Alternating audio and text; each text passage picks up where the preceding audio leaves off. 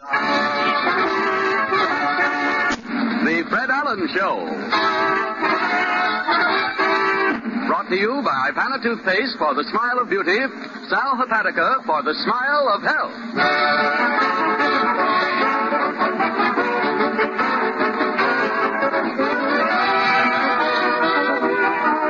Smiles with Fred Allen, folks. 3,600 seconds of fun and music. Fun with our star comedian, Fred Allen. With our guest, the world's heavyweight champion, Joe Louis. Music with Peter Van Steeden, the Merrimacs, and Win Murray. The time has come. It's the Fred Allen Show.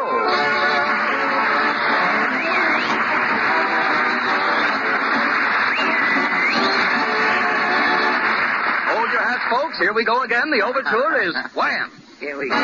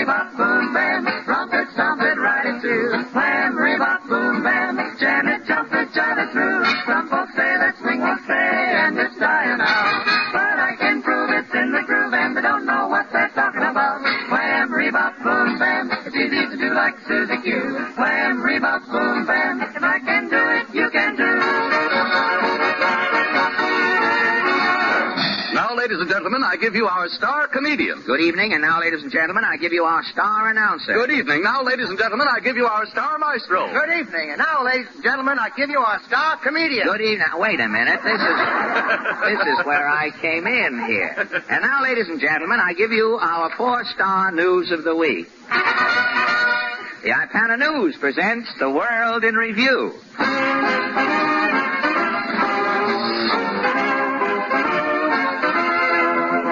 Albany, New York. New York state legislators debate measure to eliminate new income tax rise asked in state budget for 1940. One senator suggests legalizing lotteries. Another senator suggests taxing licensed bingo games to produce much-needed revenue. Ipana News takes problem to the man on the street. The double feature question, should New York State run a lottery, and should bingo games be taxed? First, a little-known Albany lobbyist, Mr. Irving Slink, gives his opinion. I say absolutely. Absolutely what, mister? Just absolutely.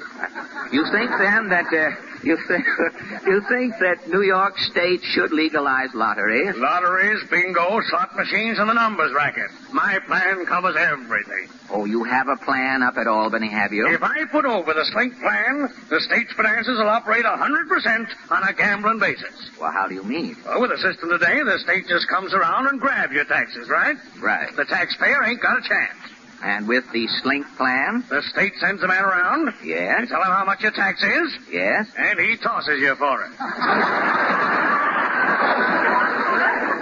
That way, the taxpayer has a chance. Which is more than he's got today.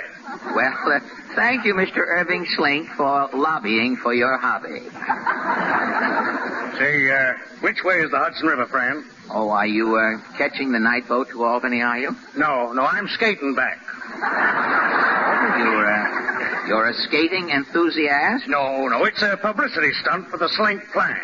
Oh, the photographers are going to be waiting as you skate into Albany? Yeah, I got a caption for the picture already. What is the caption going to be, Mr. Slink? I slink on ice. A masterpiece of understatement, and thank you, Mr. Irving Slink. Our next businessman with a solemn warning for legislators who are considering gambling as a state enterprise is Mr. Simeon Franz. Now, Mr. Franz, you are against bingo? Bingo made a bum out of me. Really? I thought you were just a self-made man with no taste. No, I'm a victim of bingo. Well, what caused your economic downfall? Well, last year I bought a movie theater. First, I renovated the entire interior. I see. I didn't know whether to charge $1 and put velvet on the seats or charge 50 cents and put cretonne on the seats. What did you do? I finally decided to charge 15 cents and put seats on the seats. Well, I opened my theater. And how was business? Terrible. So I decided to run a bingo game along with the 4 pictures. Oh, you were playing 4 pictures at your theater? Yeah, I was giving them double features. Oh, double features. Didn't help none, though. Bingo was my last resort. Well, were you going to give cash prizes? Not cash. Dishes. Dishes. I had the janitor put up a sign on the marquee. Bingo tonight. Take home a beautiful dish. What feature were you playing? I forget the title. It was Hedy Lamarr and something revealing. No doubt. But, what about your bingo? Well, the theater was packed. I walked out on the stage with my arms full of crockery. Yes? I said, ladies and gentlemen, these are the prizes for tonight's bingo game. These beautiful dishes. Yes? Then it comes. Blitzkrieg. A riot? Pandemonium. The audience started throwing chairs. A plush seat felled me. I was out colder than a Sonia Haney plot. Well, what? That's pretty cold, too. What incited your audience? Well, as they were lifting me into the ambulance, I saw the marquee sign. I knew then why the china was a letdown to the audience. What did the marquee sign say? Take home a beautiful dish, Hedy Lamarr.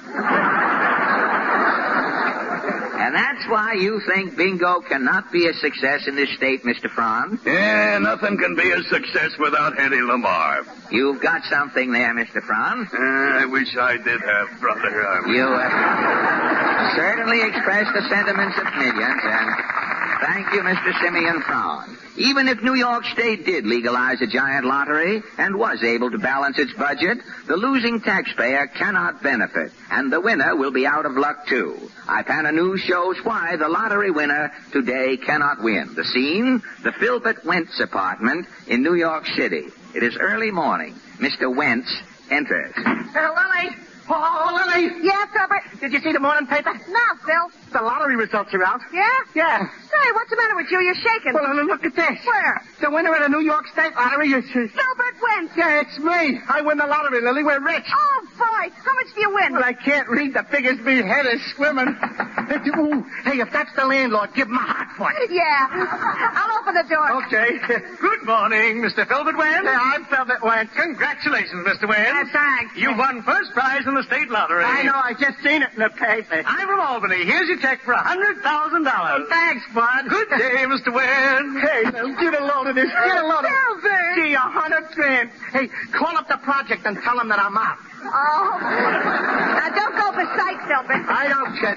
Hey, see who that is. If it's the Morris Plan guy, give him a rag. Yeah, Philbert. Good morning, Mr. Philbert Wentz. I'm Philbert Wentz. Congratulations, Mr. Wentz. Well, thanks. I hear you've just won first prize in the state lottery. Yeah, I got the check right here. Oh, good.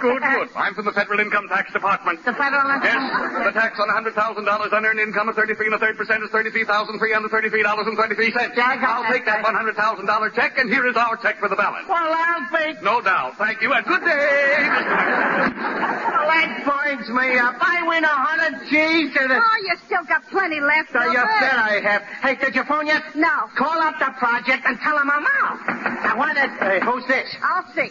Good morning, Philbert Wentz. Hey, I'm Wentz. Congratulations, Mr. Wentz. Oh, thanks. I'm from the State Income Tax Department. Huh? You won a lottery prize? Yeah. The state tax of 33 1/3% is $33,333.32. 32 cents. That's 1 cent less than the federal. Yes. We're underbidding the government to get the business.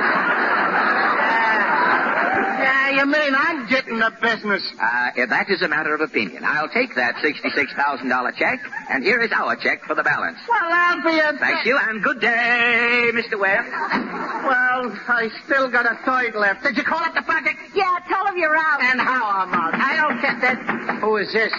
Mr. Wynn. Yeah, congratulations, Mr. Wynn. I know. I'm from the state gift tax department. The gift tax? Yes, that $100,000 lottery prize you won is really a gift from the state, Mr. Wynn. Huh? And as a gift is subject to the usual 33 1/3% gift tax. But I only got $33,332.35 left. And your gift tax is $33,333.32. I'll take that check, and here is your balance. 3 cents. Exactly. Thank you, and good day, Mr. Wynn. Well, how do you like that? 3 cents. 10 minutes ago I had 100 grand. Now I got 3 cents. Well, Come in. Good morning, sir. Philbert Wentz ain't He here. went that way. I ain't looking for Wentz. Well, you're here for something. Yes, I'm checking on the cigarette pack. Cigarettes? This pack on the table here. I think- I thought so. No stamp. No- Now, where'd you get these cigarettes? I swung him over to Jersey and carried him back in my mouth. So what? So, you owe... I owe. I won the lottery this morning. I got 100 grand. First I owe the federal tax, then I owe the state tax, then I owe the gift tax. And now you owe the cigarette tax. Well, I only got 3 cents left. 2 cents for the state, 1 cent for New York City. Thank you, and good day. Lily, Yeah, Filbert. call up the project and tell them I'm in, will you? Thank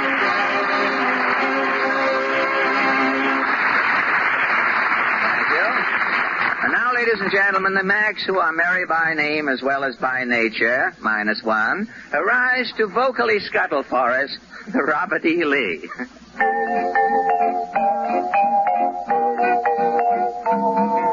Way down on the levee in old Alabama, there's Daddy and there's Mammy, there's Ephraim and there's Sammy.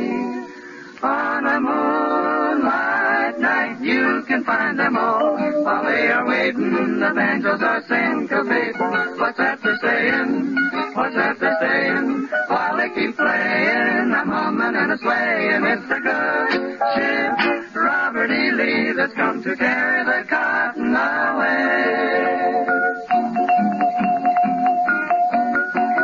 Watch them shuffling along, see them shuffling along. Go take your best gal, real pal. Go down to the levee, I said to the levee, and join that shuffling throng. Hear that music and song, it's simply great. Mates waiting on the levee, waiting for the Robert E. Lee. Come along. Come along, come along, come along, come along. Watch them shuffling along. You want to see them shuffling along. Go take your best gal, real pal, and go down to the levee, go down to the levee. I said to the levee, join that shuffling throng. Hear that music and song. It's simply great. Waiting on the levee, waiting for the Robert E. Lee. We have a lot of fun waiting on the levee, waiting for the Robert E. Lee.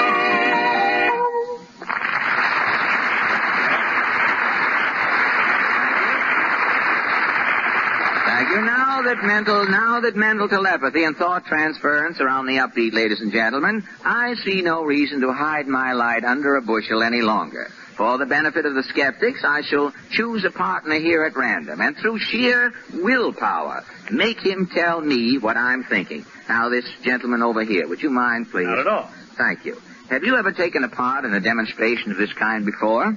I play poker. No, that's beside the point. Now, look me straight in the eye, sir. I am thinking of a cool, refreshing beverage. What is it?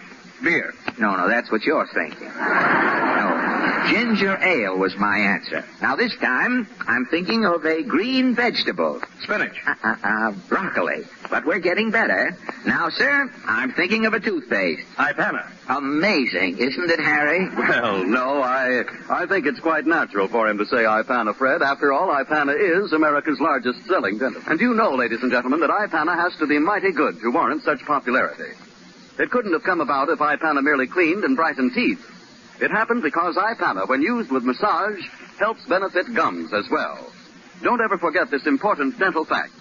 When your gums are soft, your teeth are seldom bright. And when you massage your gums with Ipana, you help give them the toning they need for firmness and health, the stimulation that helps guard against gum trouble. So take care of your gums as well as your teeth. Just follow this simple modern routine. Brush your teeth and massage your gums with Ipana toothpaste. And when you see how much that helps to improve the health of your gums and the beauty of your smile, you'll readily understand why in a recent check among dentists, more dentists said they personally used Ipana toothpaste than any other dentifrice of any type. Make your toothpaste Ipana toothpaste.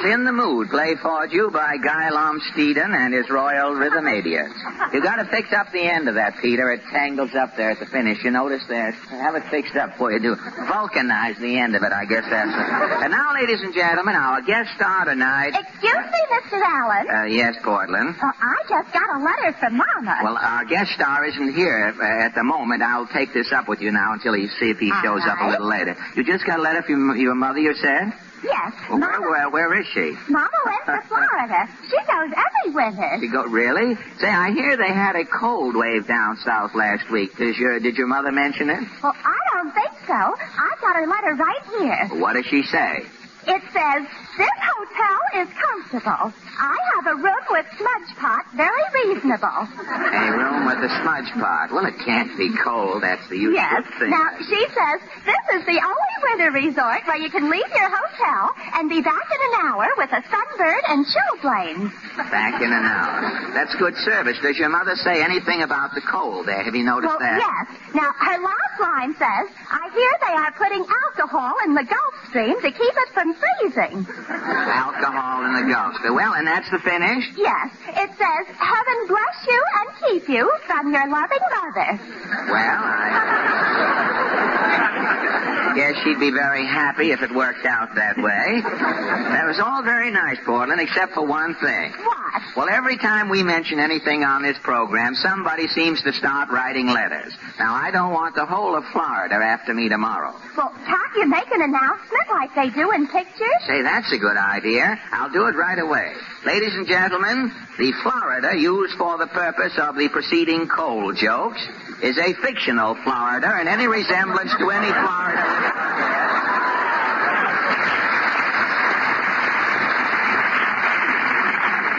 is purely coincidental. That fixes that. I'll know in the morning when the mayor of Winter Haven writes in. Now, what about our... Portland, Fred, excuse me for interrupting. Well, why the excitement, Harry? Well, your guest star is here. Well, stop shaking and introduce him. I want you to meet the heavyweight champion of the world, Fred, Joe Louis.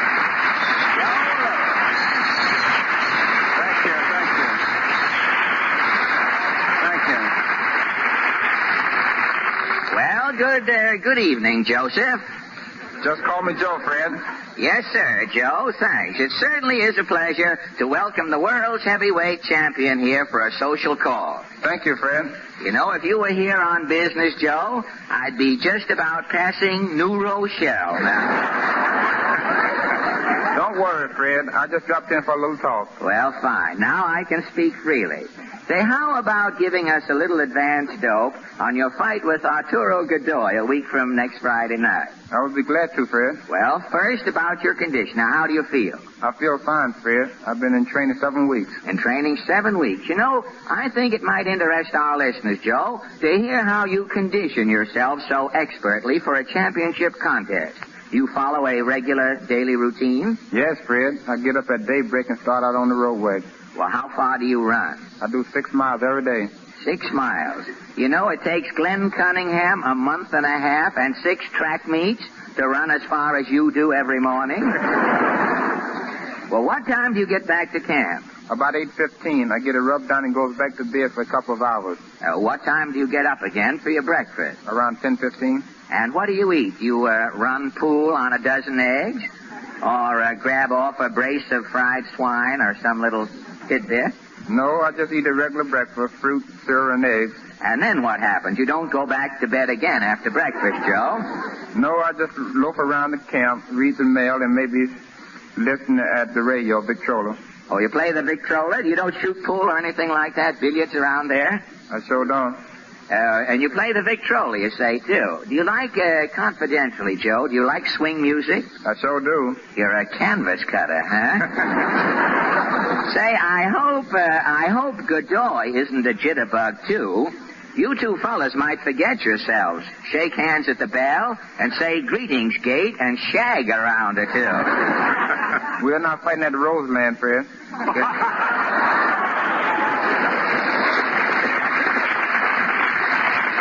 No, you're not fighting at Roseland. It's Madison Square Garden.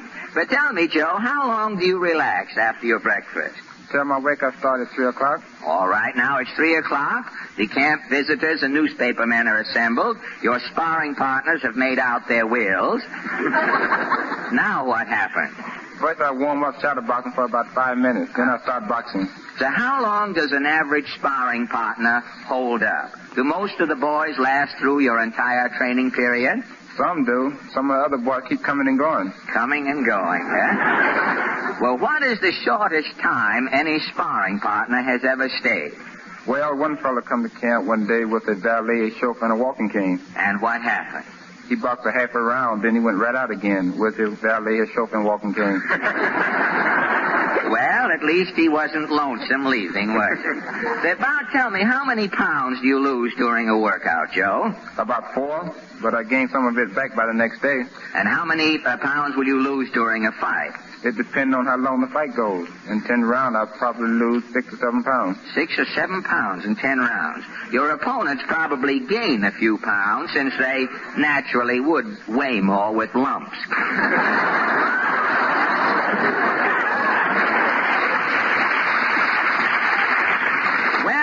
I guess after all of this work, you're about ready to eat again, Joe. I sure am. I have done about 5 o'clock. Dinner at 5 o'clock. Well, what do you eat for dinner? Half a cow between 2 bread wagons?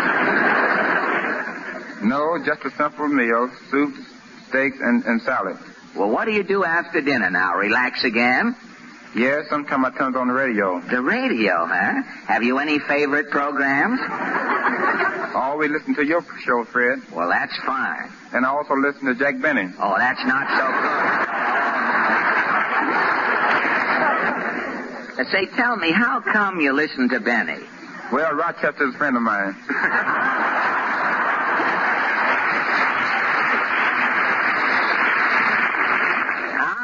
Yes, Rochester's my favorite, too. Rochester and the commercial. The rest of that program is a lot of Waukegan as far as I'm concerned. Say, Joe, Rochester, I perhaps shouldn't tell you this, but I'm going to. Rochester will probably be calling you in one of these weeks. Is he having any trouble? Well, no artistic trouble. But a little financial unhappiness has seeped into Rochester's life. Do you know what Benny gave Rochester for wages last year? What, Fred? Benny gave Rochester permission to listen to the Pot of Gold program.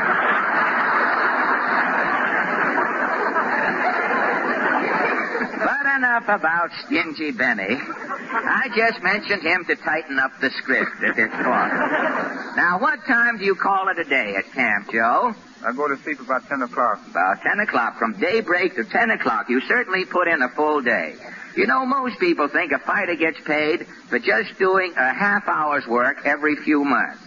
Keeping in condition a full-time job, Fred. Yes, it certainly is. But you can relax between fights, can't you? You can sit back and light up one of those Joe Jacobs chair leg cigars.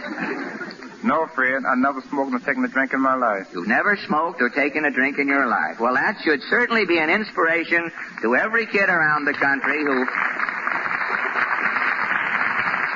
wonders how a champion gets to be champion.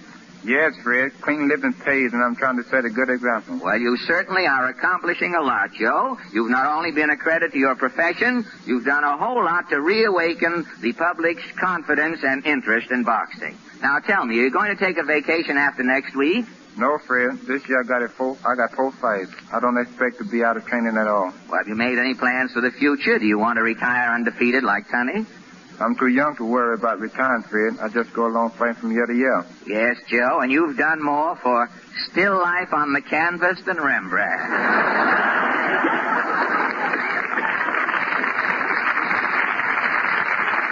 Now, before you go, what about your fight a week from Friday? Goodboy is a tough man, Fred, but I'm in good condition. I would do my best to win. You know, I've been reading a lot about Godoy's style, Joe, and his last fight here with Galento. Yes, he's a rough and tumble fighter. You can't never tell what he's going to do next. I would have to keep my eyes on him all the time. Well, I'm certainly glad you're going to fight Friday this time, Joe. Why, Fred? Well, I'll tell you, all of your fights last year were held on Wednesday nights. And as you know, they were all broadcast at 10 o'clock. And we always invited the studio audience, the audience here in the studio, to wait in and listen to your fight broadcast after our program. Now, when I finish talking here at 10 o'clock, I take this music stand here, and I put it about over there, you see. Now, in the Schmeling and John Henry Lewis fights, by the time I put the stand over there, the fights were over. That's too bad, Fred.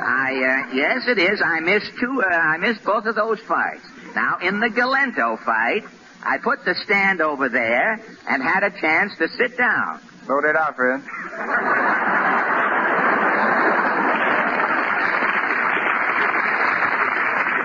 Well, not for long. And thanks a lot for this little visit tonight, Joe. And a week from Friday night, come out punching and good luck. Thank you, Fred, and good night. Good night, and thank you, Joe Lewis.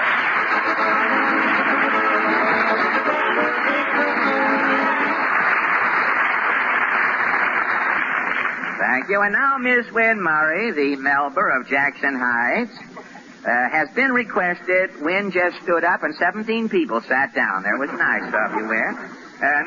Mr. Wynn Murray has been requested by a party whose name we didn't quite catch over the phone to sing. You mad, Wynn? Oh. Wynn has been asked to sing I Got Rhythm.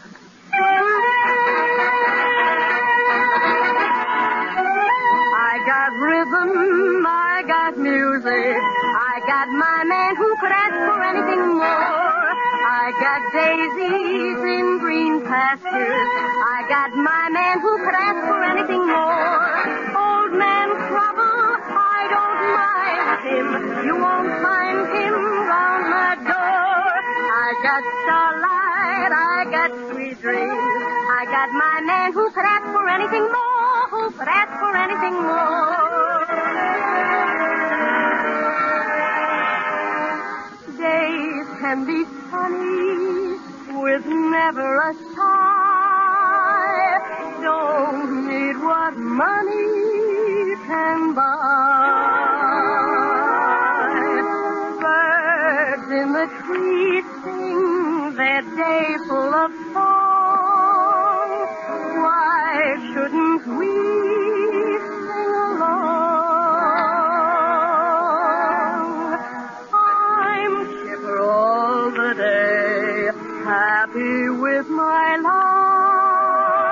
How do I get that way?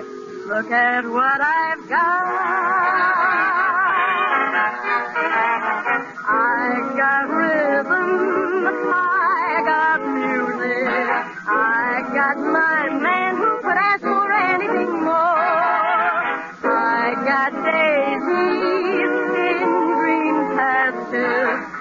I got my man who could ask for anything more. Old man trouble, I don't mind him. You won't find him round my door. I got starlight. I got sweet dreams. I got my man who could ask for anything more.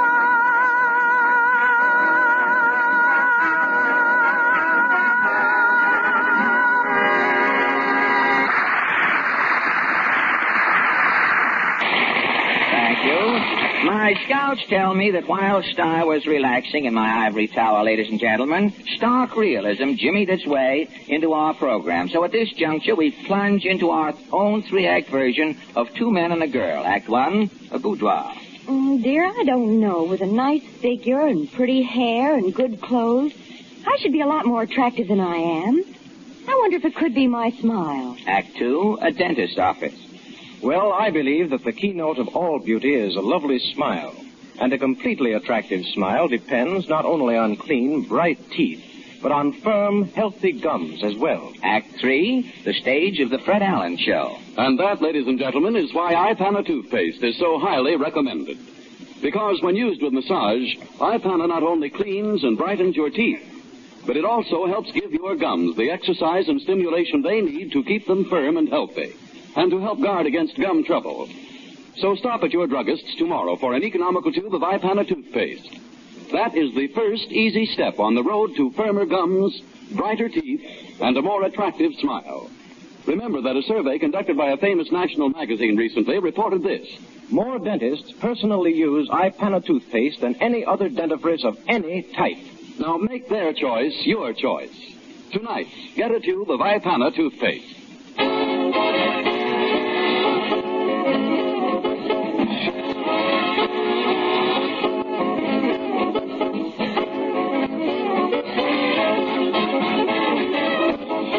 The Fred Allen Show will continue immediately following a brief pause for your station identification.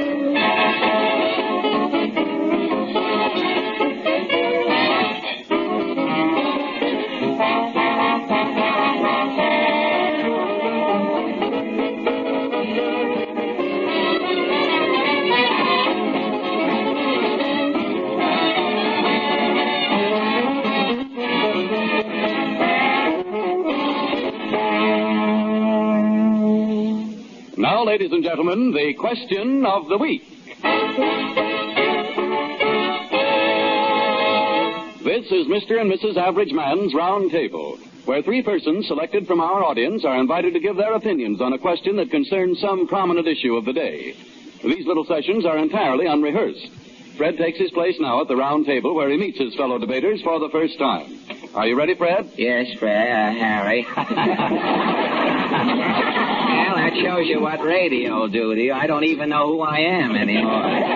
Well, if Portland, yes, we're ready, and the forum is officially opened. If Portland will be kind enough to introduce the first guest of Yes. member of our forum tonight. All right. We'll take it up from there. Mr. Bob Warner from Woodside, Long Island. Oh, good evening, Mr. Warner. Good evening, Mr. Have you ever heard any of our programs on the radio at home? Yes, I have. You have? Well, as you know, perhaps know then, it's customary for us here, for some unknown reason, to ask the members of our forum, our guests, their professions. Do you mind if I ask you what your work is? No, I don't. Oh, I should go ahead now. You should go right ahead, yes. I thought you would follow through, but Well, what is your profession? A photographer's assistant. A photographer's assistant. And what are the exact duties of a photographer's assistant? Well, my job is to assist the artist to try to make the subject more beautiful. Oh, I see. Do you do mostly commercial work or portrait work? Or both commercial, theatrical, and portrait work. Well, I guess commercial work isn't as exciting as the portrait work or working with live models, is it? No, it is not. Well, I shouldn't think so. You can't very well take a roast beef out after you photographed it for the evening, can you? You can't. But a great many changes have come into photography during the past few years for the better, haven't they? They have.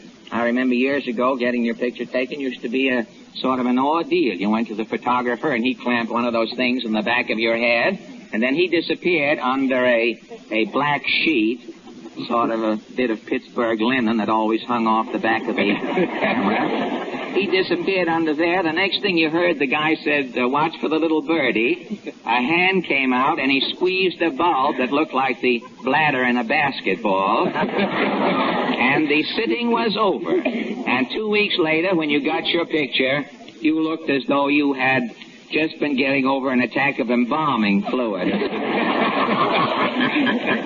But everything today, of course, is different. Candid cameras, tabloid papers, picture magazines, a great interest in photography, even in home movies. You don't do any home movie work, do you? No home movie work. I heard about a man over in Jersey last week who painted his wife and 3 children assorted colors. He was making a home movie in Technicolor.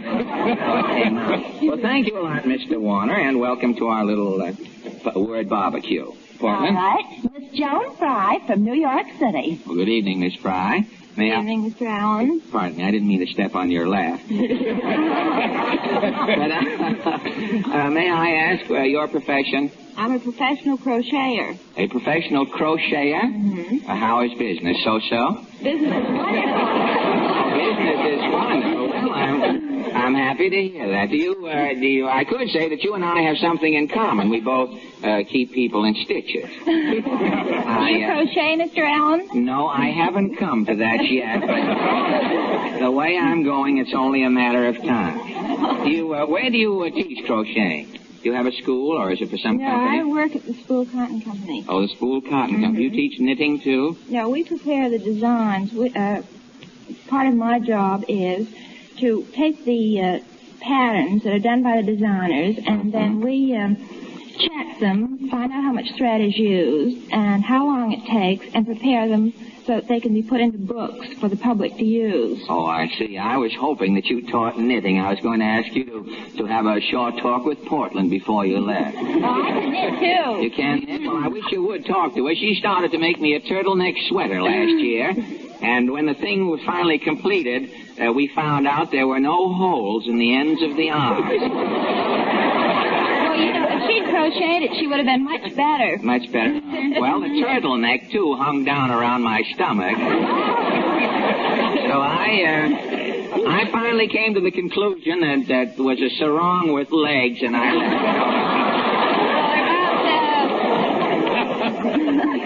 There are a great many million women that are crocheting today, and it's very popular and it's fashionable, and I think Portia should learn, Portland should learn to crochet.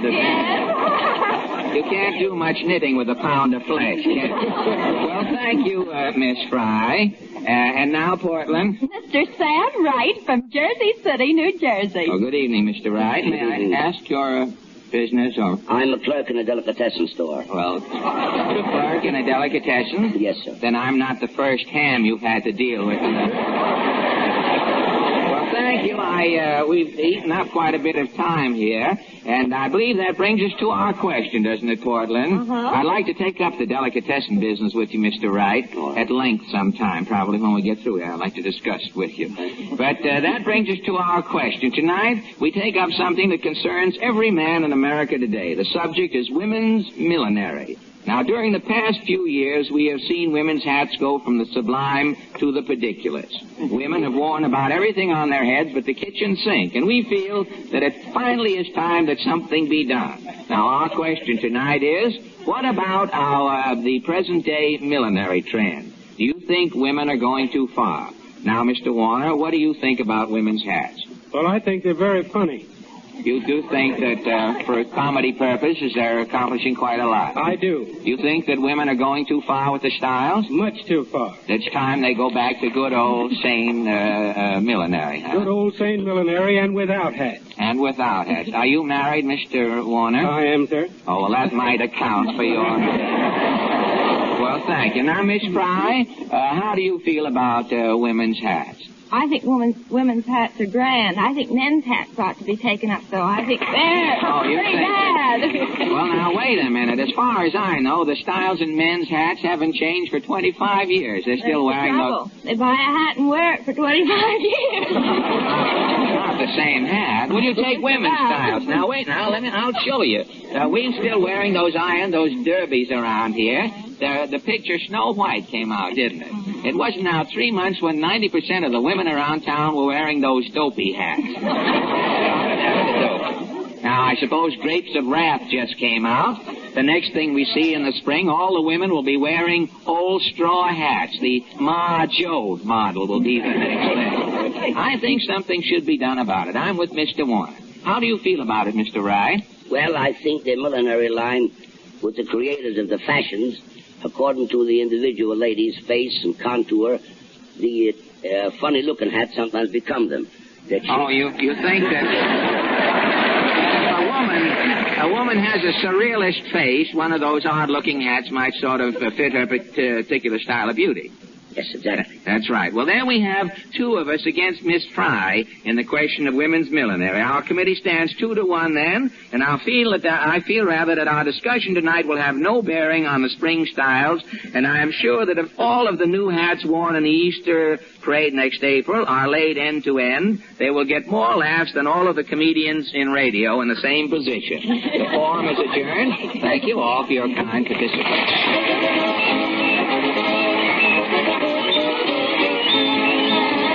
And now, ladies and gentlemen, the Merrimacs, their song, Breezing Along with the Breeze.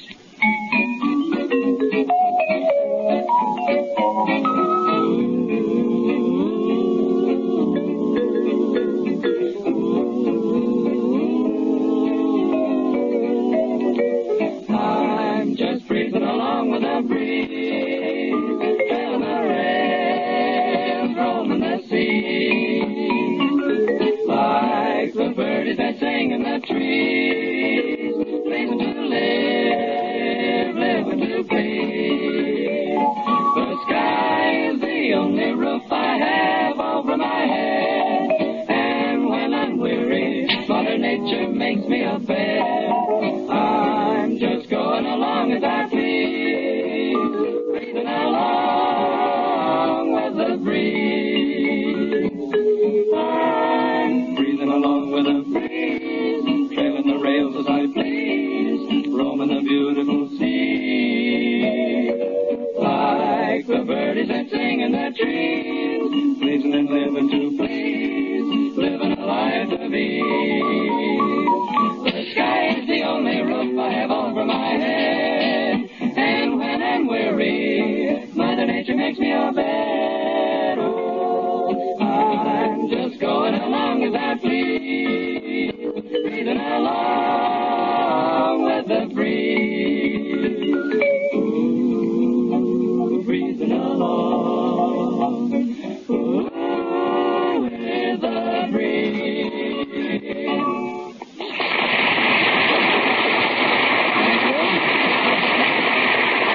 Tonight, ladies and gentlemen, at great expense and, may I add, no little trouble, we bring you one of the rarest phenomena of natural history, a talking groundhog. Good evening, little fellow.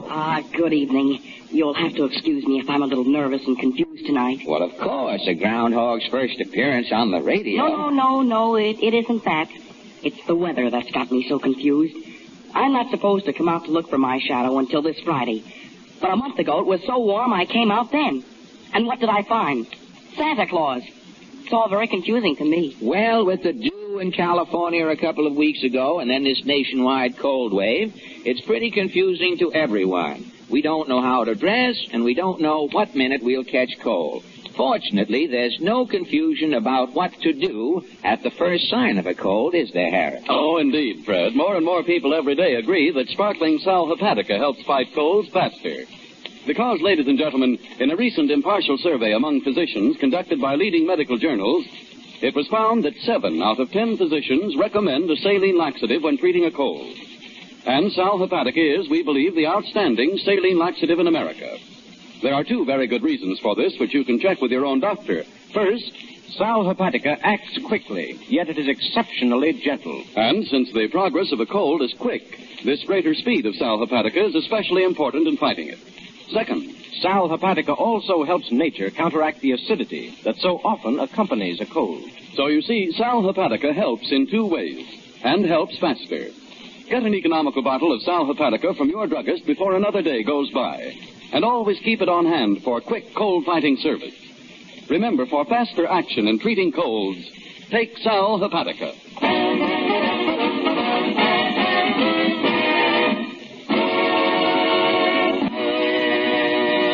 Now it is mighty Allen Art Player time. Tonight, the art player...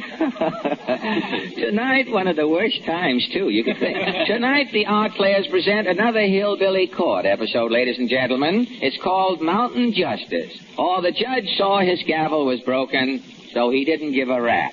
Overture, Peter.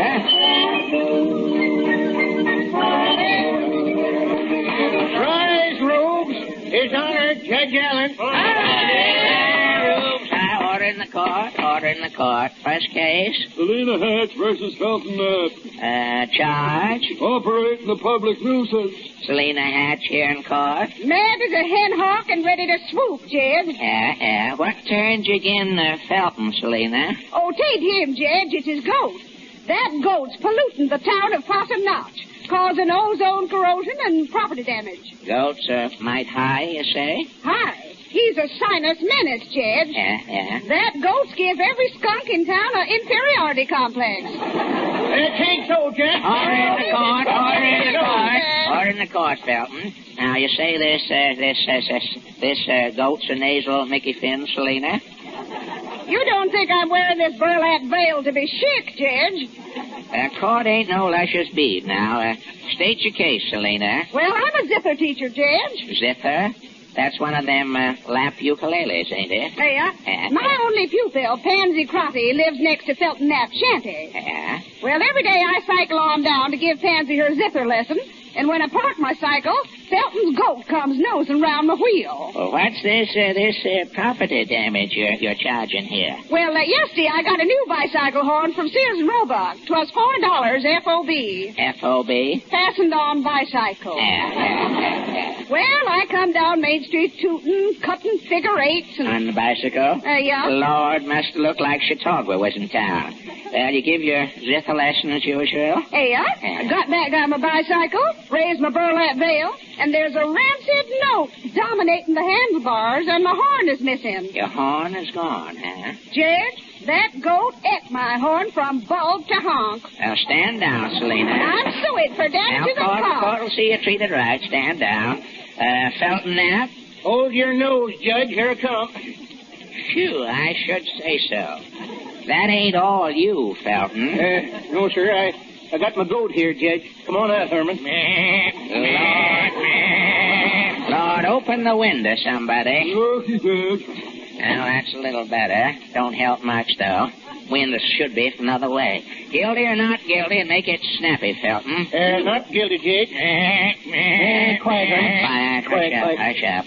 Selina here says her handlebars were spicy, and her bicycle horn was missing. Now, evidence against your goat, Felton, is potent and mighty incriminating. Well, that don't prove nothing, Judge. Nobody's seen my goat bolting the felony, did they? No. Order in the court. That's contempt of court. Now, look here, Judge. You ain't making my goat the goat. He's innocent. Court ain't so sure, Felton. Now, if it's an inside job, that goat's still concealing that horn on his person. Well, that's for you to prove, Judge. And that's just what court's going to do. Sheriff, grab that goat. Hold it, Sheriff. I'm trying to hold him, sir. Now squeeze his stomach, Sheriff. I'm squeezing, Judge. That's all I want to know. 30 days, Felton. Take him away, Sheriff. Yeah, now come on. Get him out of here. As the court's concerned, that goat has gone with the wind. Order in the court.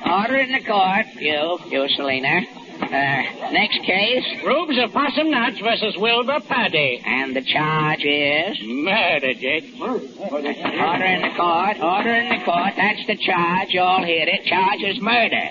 Wilbur Purdy to the bar? I'm innocent, Judge. Well, we'll see. Well, charge here. That's only one man's opinion, what you're mouthing there. The charge here says, says you shot to death Obadiah Jones, a taxidermist, described herein as being a frugal and law-abiding citizen. Well, I'm innocent, Judge. The court will decide. Wilbur, stand down. First witness, Shirk Mullen. If you're asking me, Judge, the wrong party was done for. Wilbur should have shot himself. I'm innocent, Judge. Order. Put him in the corner. Stand down there, Wilbur. Proceed, Shirk. Well, this here Wilbur Purdy's a pest, Judge. His presence in our midst is a blot on the fair name of Possum Notch. Defendant been cutting didos, Shirk? Well, he's been singing, Judge. Wilbur's an amateur tenor. Calls himself the Ozark Oriole. Voice flat, is it? It's flat as a bride's first waffle. And raucous as auctioneer at closing time. For sakes almighty. I've seen Wilbur singing in a cornfield and crows passing over with their claws to their ears. Yeah. What's about this murder, Shirk? Well, sir, I live right next door to Wilbur, Judge.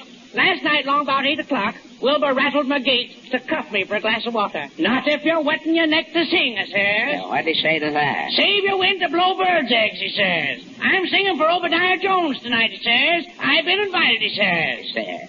Was Obadiah a music lover? Obadiah was the town miser, Judge. Obadiah was tighter than the head on a Salvation Army drum. Yeah?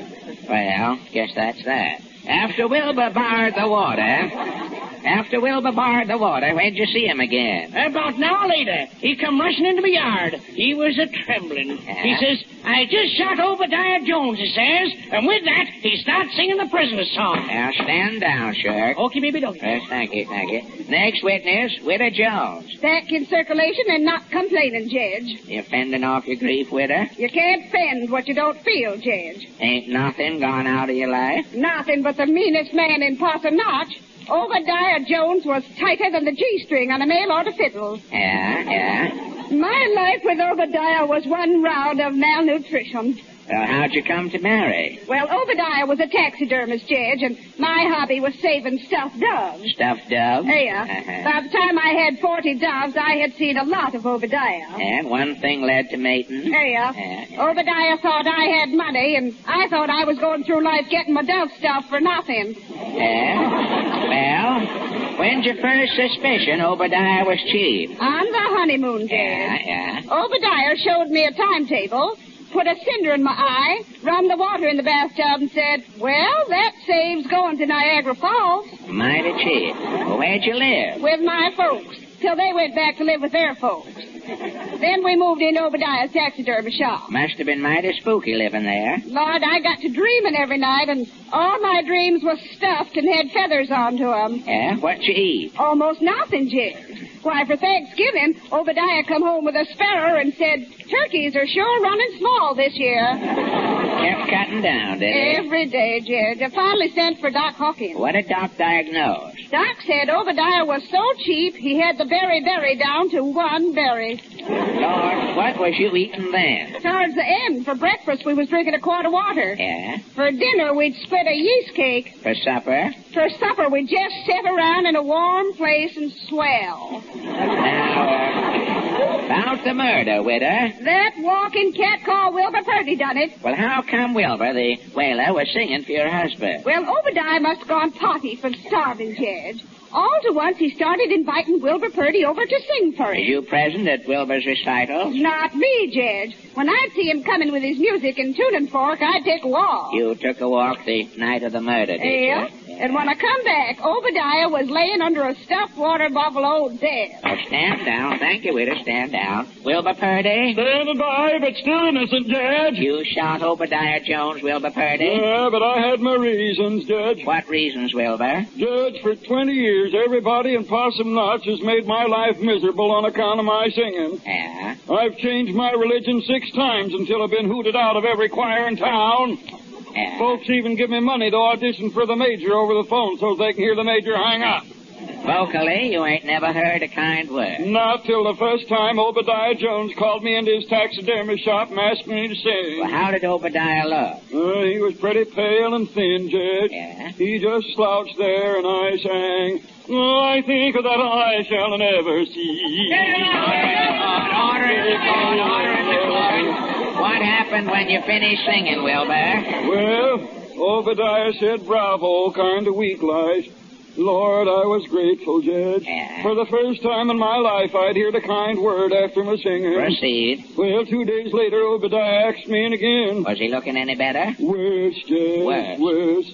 Obadiah's cheekbones was out so fur his face looked like 2 tea bags with skin on them. You sang again, did you? Sylvia, Judge. Sylvia, just to the echo. All right.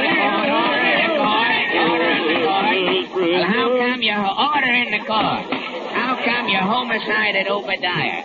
Should have been vice versa. What come off? Well, last night Obadiah invited me in again, Judge. Yeah. He was too weak to talk. Yeah. He just motioned me to sing, and I started. I dream of a genie with a dark blonde.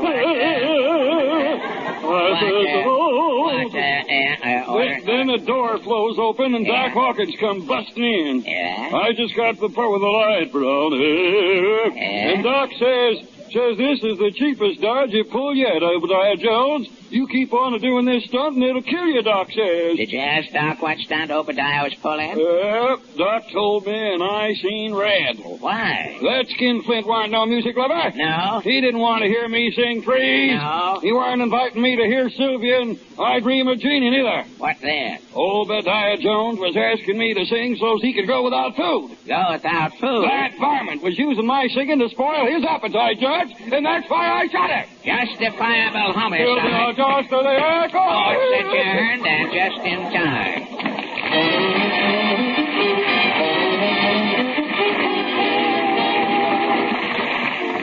Well, ladies and gentlemen, some of our friends here in the studio sneezed during tonight's show. Many of you probably in your own homes did the same thing. So before you go to bed, will you please put 2 teaspoonfuls of Sal Hepatica in a glass of water and drink it? Then see if you don't honestly thank us for suggesting a modern way to help fight your cold faster.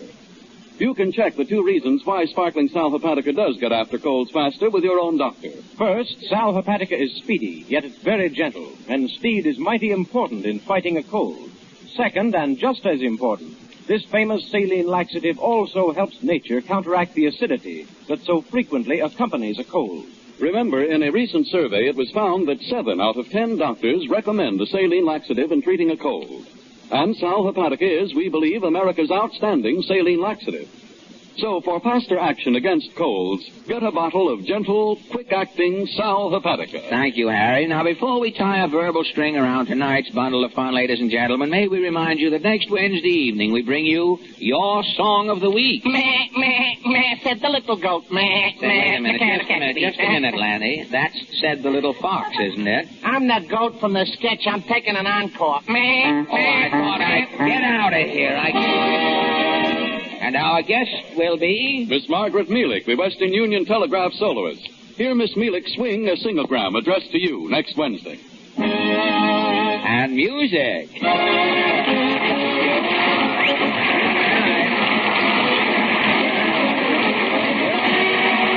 is the National Broadcasting